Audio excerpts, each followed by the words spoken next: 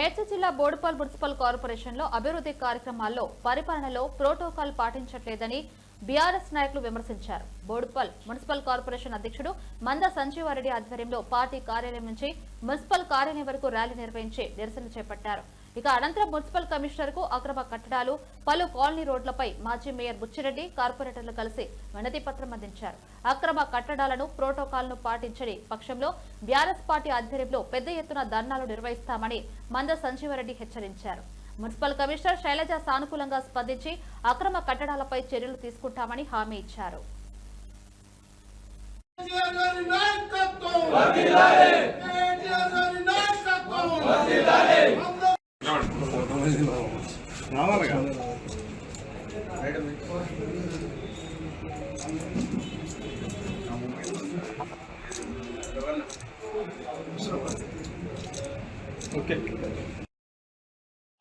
మీ colony welfare association సమస్యలపైన ఏమైనా ఉంటే మా బీఆర్ఎస్ పార్టీకి మా పార్టీ కార్యాలయం ఉంది, కార్యాలయంలో మీరు ఇవ్వండి.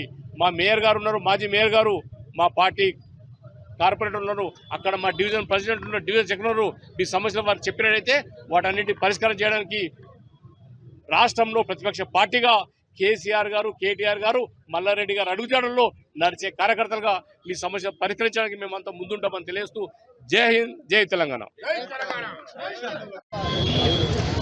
బోడుప్పల్ మున్సిపల్ బీఆర్ఎస్ పార్టీ ఆధ్వర్యంలో బోడుప్పల్ మున్సిపల్ కమిషనర్ గారు బోడుప్పల్ మున్సిపల్ అభివృద్ధి కార్యక్రమంలో కానీ, బోడుప్పల్ మున్సిపల్ కార్పొరేషన్లో పరిపాలన విధానంలో కానీ ప్రోటోకాల్ విధానాన్ని పాటించినందుకు నిరసనగా ఈరోజు బోడుప్పల్ బీఆర్ఎస్ పార్టీ ఆధ్వర్యంలో ఇక మీదట ప్రోటోకాల్ కనుక పాటించకుంటే పెద్ద ఎత్తున బోడుప్పల్ మున్సిపల్ కార్యాలయం ముందు బీఆర్ఎస్ పార్టీ ఆధ్వర్యంలో పెద్ద ఎత్తున ధర్నా చేస్తామని చెప్పి లెటర్ ఇవ్వడం జరిగింది.